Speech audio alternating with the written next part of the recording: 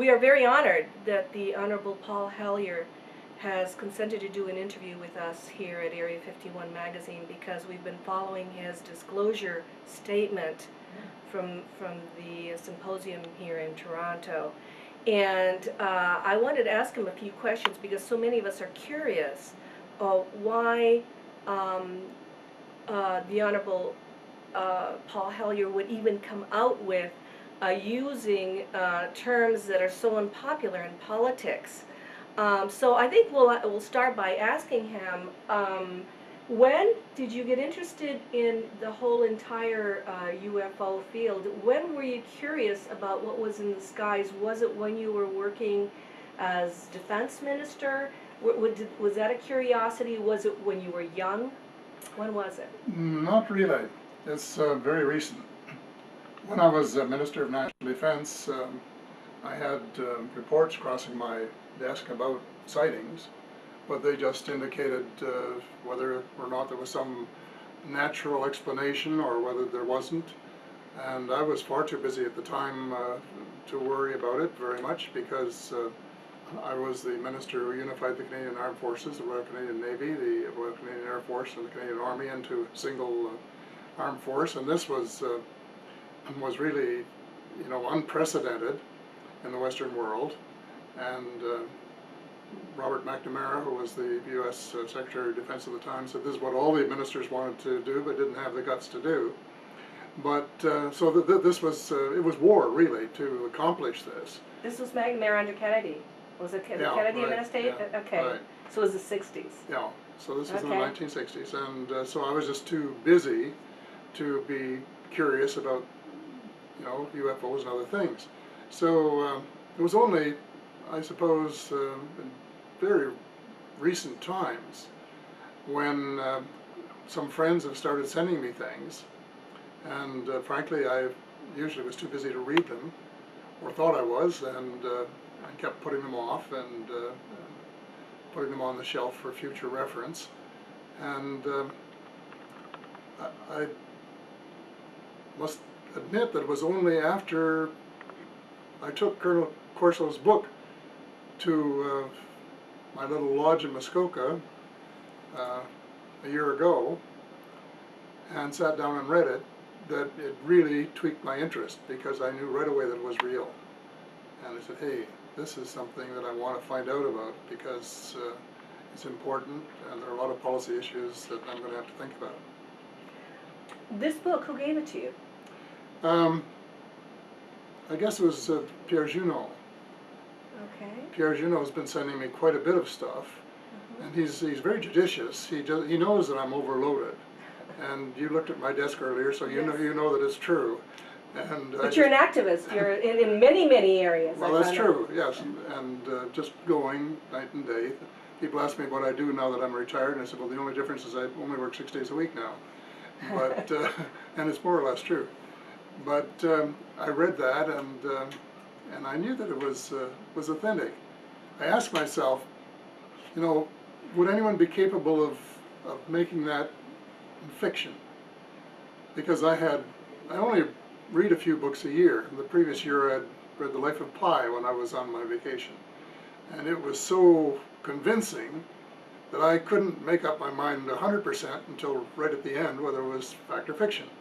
And I said, is there any possibility that this book could be fiction? And the answer that I concluded was no, it couldn't, because there are too many times, too many places, too many names, and too many references that I understand and know, and as a former Minister of National Defense would recognize as being legitimate, that I can't dismiss this. This is the real thing. And so all of a sudden I became deeply interested, and may I say deeply concerned.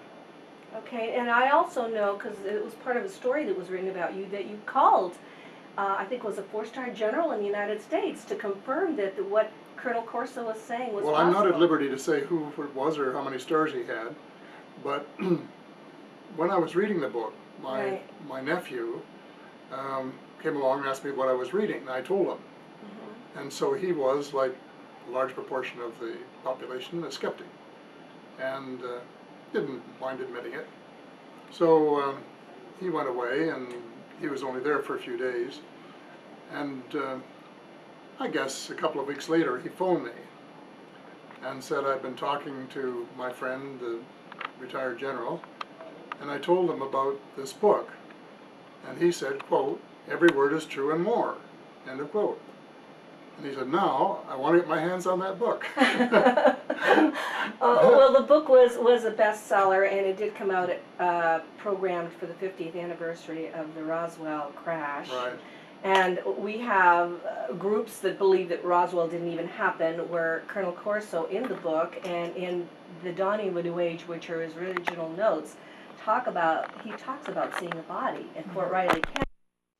Not just his work at the Pentagon, it's the fact that he did see also an alien body, which is very important. So you're telling me that this changed the way you thought about a lot of things, and you were curious, and you also considered it serious. Did you consider it serious because it's a matter of national security, or did you consider it serious because as a human being it changed the way you looked at the world? It made me very curious and concerned, because I understand policy issues when they stare me in the face. And so I said, there are all kinds of policy issues here. First of all, General Nathan Twining, right at the beginning, designated these people as enemy aliens. And so my first question is, are they still designated enemy aliens? Because if they are, then the United States Armed Forces are preparing to kill them. And I asked myself, well, if they start taking on a superior technology, what is going to happen? Are they just going to take it, or are they going to retaliate? What are the consequences of such a thing for the United States, for the world? And I think it's just absolutely tremendously important. And then, of course, other policy considerations are, well, if this technology is so absolutely wonderful, it has the makings of saving our planet from environmental destruction. We could get away from burning fossil fuels and save the ozone layer and stop the melting of the ice caps and the raising the water levels worldwide, and stop disrupting the weather patterns in a way that have really upset a lot of people, and are upsetting people more, I think, than perhaps they are willing to admit. And so this is tremendously important too, number two. And the third one, of course, is it sort of reinforces, because I know that the officials are not telling the truth about Roswell. I know that. I heard some of them on television not too long ago, where some of the party line was still, well, it was a weather balloon. And I heard dozens of other people saying they'd been sworn to secrecy. I said, wait a minute, give me a break. You're swearing people to secrecy because a weather balloon crashes? Talk about being... It's not logical, yeah. Well, it's not credible, So when we're talking about these things, they can accuse people who say that the crash was real, not being credible, but I would say the people who say that it was a weather balloon are by no means credible. So I say to myself, this really, the whole cover-up, because I'm convinced that there has been a systematic, thorough, and very successful cover-up for half a century or more. The whole cover-up really lends credence to Latham Lapham's theory of the two governments. And I suspect you're familiar with that. But the shadow government and the real government? But he calls the real and the provisional, okay, or the permanent and the provisional. Right. And he says that the United States government, the permanent government, is the Fortune 500 list, and the top legal firms in Washington that do their legal work, and the top PR companies that do their public relations or propaganda, if you want to be a little more vulgar about it, and the top civil servants, both military and civil, and they run the United States. And every few years, and here I paraphrase a little bit with the license that I have as a former politician, they have a charade called an election. And the permanent government picks the actors to go on stage and read the scripts written by the permanent government. And they try to pick actors that won't improvise too much and who will do as they're told, in effect. And then they give them the money to get elected. And nobody else need apply, because it's become such an expensive business, and especially in the United States, where they raise this huge, astronomical amounts of money to get elected. Anyone who hasn't got the backing of the establishment just isn't in the race. They call it democracy, but this is just nonsense. So it just confirms for me that we've got a real problem in countries that we call democracies, where we are basically the pawns of people who consider themselves to be the proprietors or the owners of our society, and it doesn't often matter who we elect, that they're just not going to change anything of significance. So these are fundamental policy questions that intrigue me, not just intrigue me, but which I think have to be resolved for the benefit of, first of all, the United States, but for all mankind, because we tag along with the United States. Whatever they do, we're involved in, and I guess it's today's paper, our new Minister of National Defense, under the new minority government, Stephen Harper, has said that they're going to reopen the question of the anti-missile defense. Well, right away, my antenna goes up. I say, hey, we're going to become part of this business of building a system designed to take the alien intruders on for size. Do we want to be part of that? Certainly, do we want to be part of it without knowing what we're doing, which is obviously the case. Does our Prime Minister, is he in the loop of this? Absolutely not. I'm sure he's not. Is our Minister of Defense, who is the Brigadier General, in the loop? Well, I'm sure he's not. He's just going along with the conventional wisdom that we have to build a system to protect us against rogue missiles from heaven only knows where, and party line cover stories. And I say, hey, this isn't good enough. We've got to have some facts and figures and some real hard information before we start spending money and time and diverting resources from far more important things to be part of a project that probably is not good for us. So you are for disclosure. You realize, if this seems like you're saying you are for disclosure, if you're for disclosure, do you realize it's like pulling the rug under from out of a lot of institutions that are well established, including the financial, the religious, the political institutions, and that is the excuse a lot of people have been using for keeping the secret secret? How would you deal with that? Well, I believe in seeking the truth, and in the good book it says if you seek the truth, it'll make you free. Set you free. And I don't think there's any other approach. I don't think you can live a lie. I'm a religious person. I'm not the least bit concerned about disclosure. And I'm absolutely determined that we find out what the truth is.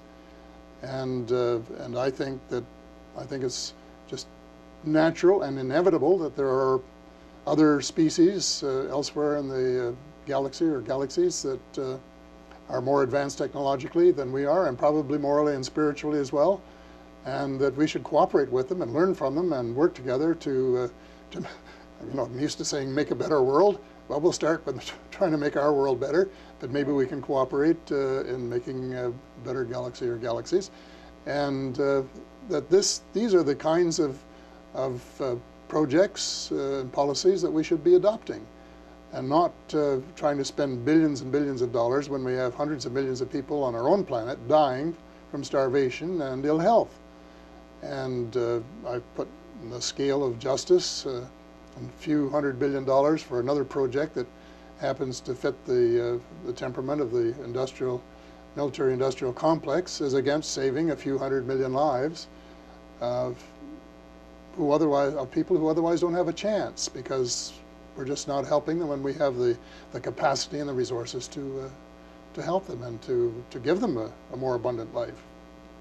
Well, this is also entering into a philosophy, and as a ufologist, I feel that we have plenty of sightings. We've been recording them forever. We have thousands and thousands. This is a phenomenon that from South America to Europe to Asia, we have enough proof that there are sightings of these anomalous objects.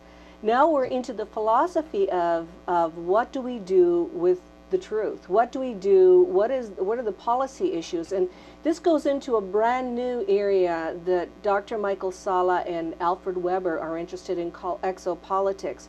Would you agree that in the future we need to get together, even on a grassroots level, since the politicians aren't all doing it, to develop some policies concerning contact? Well, I'm sure we have to do something, and I applaud them for their efforts. We have to do something positive by way of cooperation. And Alfred Weber suggested a 10-year period of contact and cooperation. And I think that would be marvelous. And heaven only knows where it would lead, but I think it would be far, far more positive than spending the next 10 years trying to build a military system capable of starting an intergalactic war. Which we might not win. Well, of course not. I know people aren't taking But that's a possibility that some military people would never take into account, you see. They'll say, we'll just keep working until we have the best and we win. And I understand the military mind. And it's also a war makes money. So we're dealing with a complex that needs to live on the money-making situation. It only makes money for some people. It puts the rest of us in debt. Yeah. Because under our very peculiar monetary system, which is, as you may or may not know, one of my principal lifetime interests. Yes, I see you have other books written on this area. I did not know you were so prolific in surviving the global financial crisis and agenda plan for action. You have written several books about the monetary system. So, this is such a peculiar system that we expand the money supply to win a war. But the way we do it is by going further into debt. And consequently, every time we have another war, the people have this additional debt burden put on them, while the few people that own the munitions factories are the beneficiaries. And the people who own the beneficiaries of the munitions factories are not the ones that go and do the fighting. They're the ones that have the luxury continue during the wartime period by one means or another. And it's the ordinary people that do the fighting and lose their brothers and sons and fathers and uncles, and then have to carry the debt afterwards instead of having the freedom to regroup their lives and make them better. So there are some absolutely humongous policy issues involved, and I think that they're so big. I find it difficult to find words to describe them. And on a grassroots level, if you were to give us advice, now you were using a lot of what you say in our Area 51 magazine because you've been courageous enough to come out with asking President Bush to, reconsider building a base on the moon and so forth. On a grassroots level, those people that realize that what you're saying is very wise and what you're saying is really the truth, what advice would you give us all to do any kind of changing, to look at a better future on a grassroots level? Because you're dealing with the political level, and so you're speaking as someone who has a certain position. But us, the people, what would you suggest we do? Well, I think, first of all, the people have to inform themselves as best they can with the information available. And there's a lot of information. You were saying that Disclosure Project drew no press. Yeah. Stephen Greer's Disclosure Project had all the necessary qualifications of a very well-orchestrated media event about the truth of UFOs, but it drew no press. Maybe we have to use the internet globally to spread the word, and then use that as a political vehicle to get grassroots people to demand of their politicians some action. And in Canada, recently, a group of friends are asking the Senate Defense Committee to hold an inquiry. and to interview some of the people that Dr. Greer had assembled and some of the others that you know, Right. and to talk to them. And I think in Canada they would get some press. But do you think that Canada will receive outside pressure not to do that? They may, but if they buckle under, it will just be one more Cover up. one more disappointing aspect of our sometimes being too concerned with what the elephant tells us to do. Okay. So, but I think it would, if we did it here, it Right. could provide some pressure, because even though most of the communications go north from south to north, it's not unknown that if you go north to south, and the few people in the United States listen to the Canadian Broadcasting Corporation and so on, and if we got enough publicity here, some of it would leak south of the border, and I think encourage more Americans to demand that Congress do something. I think they should also demand of members of Congress, what are you doing with our money? You know, what projects, what secret projects are there? And what are the consequences, militarily and otherwise, of the projects that are being undertaken? And do you consider these people enemy aliens? And if so, why? Prove it to us, you know, show us the evidence. And I think the only thing we can do is to just keep putting pressure on politicians and saying, hey, you know, you're elected to look after our interests, not to do what intelligence organizations tell you to do. They're not elected by anybody. They're not accountable to anybody. They're just a bunch of people who think they sort of own the world and have their own little club, and they lie to each other. And I guess once you get in the habit, why, it kind of spills over in what you're likely to tell the public. So I think we have a very great responsibility to try and put the pressure on the politicians to say, time has come, full disclosure, let us know, and then we can decide whether we want to embark on a project of trying to save our planet in cooperation with others, or whether we want to let you continue on the road of making bigger and better hydrogen bombs to blow up bunkers and do a lot of things which are ultimately going to result in an uninhabitable planet, or virtually uninhabitable. And that seems to be the choice. Okay, to wrap up this interview, you had mentioned that you're writing another book.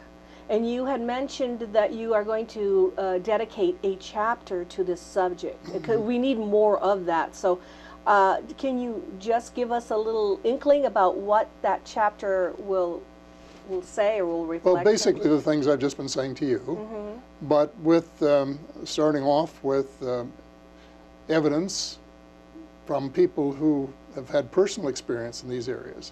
I'm not going to give a lot of examples because, you know, you can't put much in one chapter. Right. And I don't want the book to be too long. I'd like some people to read it. So to maybe get 8 or 10 at the most people who have personal knowledge, and talk to them myself so that I can quote them verbatim and say, these are credible witnesses. I believe them to be telling the truth.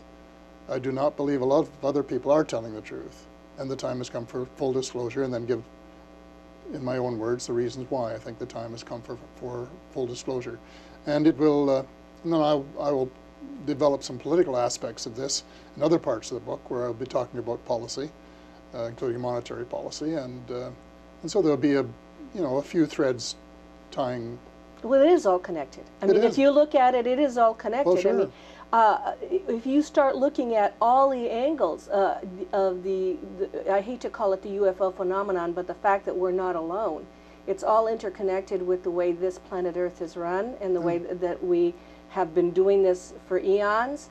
And it also has a futuristic kind of look at it, a philosophy that exopolitics is going into, of how to deal with it. In other words, let's have a say in the way this goes in the future. I think that's why we're so elated that you came forth, because it gives us the hope, and we have to give people hope that we can have a say in how the future goes. And also, I wanted to ask you, when will this book come out so we can look forward to it? Well, I think it's going to take me the best part of 2 years to write, because I want to research it properly.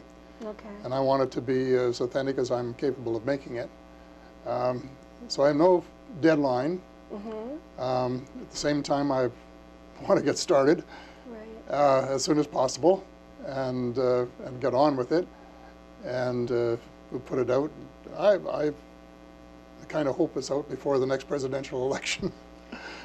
But that, you know, more or less, it's not important in a sense, but in another sense, I may have some advice for electors of the kinds of things that alternatives that they should look at in party policy in both the United States and Canada.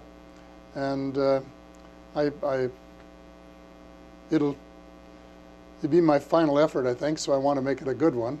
And I'll try and tie together some of the loose ends and make it look as if it's part of a whole. Okay. You've mentioned the United States and Canada. I want to add another thing. We in Europe are following you very closely because whatever happens here is reflected on the other side of the ocean.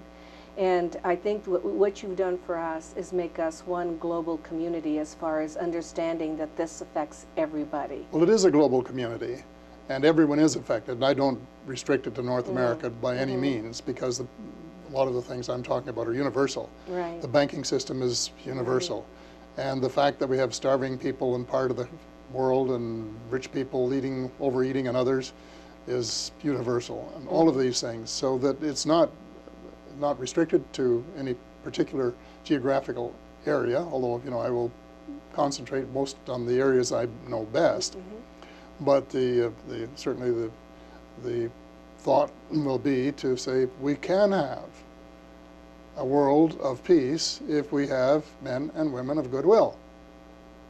But what we're missing at the moment are the men and women of goodwill. We're more interested in killing each other than they are in helping each other. And so if somehow we can turn that around and reset our priorities to change the direction of our lives and of our expenditures to emancipate mankind and other kinds, but start with our own, then we can all look forward to the, you know, I'm not a utopian, but we can look forward to something positive and really great for everyone. And it is possible. We have the means, we have the technology, we have everything we need except the political will to do it. And that's what's lacking. And we got off in these tangents that General Eisenhower warned us about. And I guess probably he knew about the UFO situation at the time he said it. Beware of the military industrial complex. And he, I think, probably concluded that some of the information from the ETs was getting into the wrong hands, and that somehow we had to reestablish public control over what was going on.